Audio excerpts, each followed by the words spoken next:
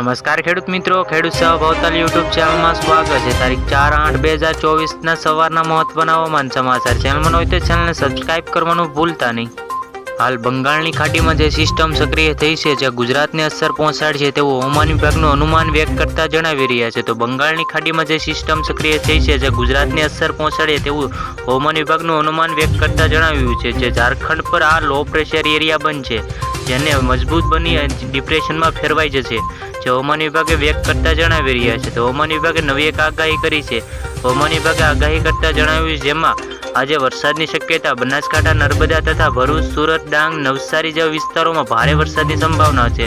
આ સિવાય વલસાડ, તાપી જિલ્લાઓમાં છૂટા સ્થળોમાં હળવા મધ્યમ વરસાદ પડશે અને યલો એલર્ટની જાહેર કરવામાં આવી રહ્યું છે। આ સિવાય જિલ્લાઓમાં હળવાથી મધ્યમ વરસાદની હવામાન વિભાગે વ્યક્ત કરતા જણાવી રહ્યા છે। તો નવસારી, વલસાડ, તાપી જેવા વિસ્તારોમાં ભારે વરસાદની સંભાવના વ્યક્ત કરી છે। આ સાથે જ ભાવનગર, બનાસકાંઠા, સાબરકાંઠા, અરવલ્લી, મહીસાગર જેવા વિસ્તારોમાં ભારે વરસાદની સંભાવનાઓ છે જેમાં ખેડા, અમદાવાદ, આણંદ, વડોદરા, છોટાઉદેપુર, પંચમહાલ, નર્મદા, ભરૂચ તથા ડાંગ અને તાપીમાં પણ ભારે વરસાદની સંભાવનાઓ વ્યક્ત કરવામાં આવી છે। આ ઉપરાંત જિલ્લાઓમાં ભારે વરસાદની સંભાવનાઓ વ્યક્ત કરવામાં આવી છે।